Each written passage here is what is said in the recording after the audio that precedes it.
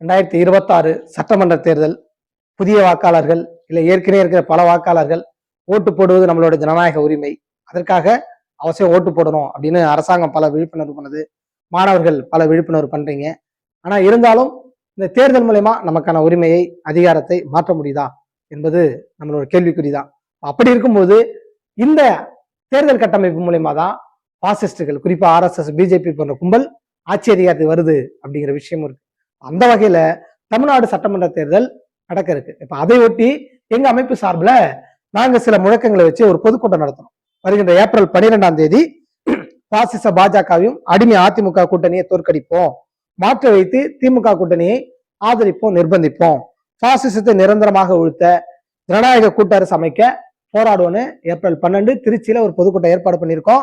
அதனால புதிய வாக்காளர்கள், ஓட்டு போடுறவங்க அனைவருமே இந்த கூட்டத்துக்கு வாங்கன்னு சொல்றோம். ஏன் நம்ம திமுகவை ஆதரிக்கிறோம், நிர்பந்திக்கிறோம் அப்படின்னு சொல்றோம்னா, இன்னைக்கு இங்க இருக்கக்கூடிய அரசு கட்டமைப்பு எல்லாமே பாசிச மயமா மாறி இருக்கு. குறிப்பா பிஜேபியினுடைய அடியாலா மாறி இருக்கு. பல கட்சிகளுமே அப்படிதான் இருக்கு. அப்ப அப்படி இருக்கும்போது மக்கள் போராட்டங்கள் தான் இது தீர்வா இருக்கும்.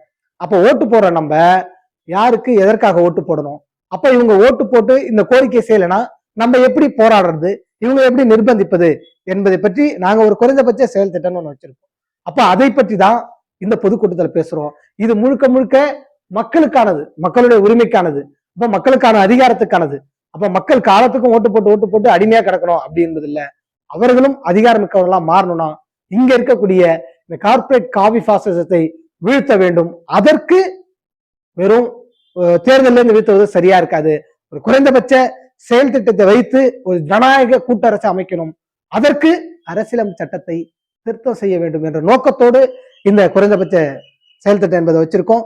அதனால புதிய வாக்காளர்கள் அனைவரும் இந்த 12ஆம் தேதி நடக்கிற பொதுக்கூட்டத்துக்கு வாங்க. அது இல்லைனாலும் கூட பரவாயில்ல, இந்த வீடியோல உங்களுக்கு எதுவும் பிளான் இருந்தா கமெண்ட் பண்ணுங்க. எங்களோட திட்டங்கள் சம்பந்தமானதையும் நம்ம பேசுவோம், விவாதிப்போம்.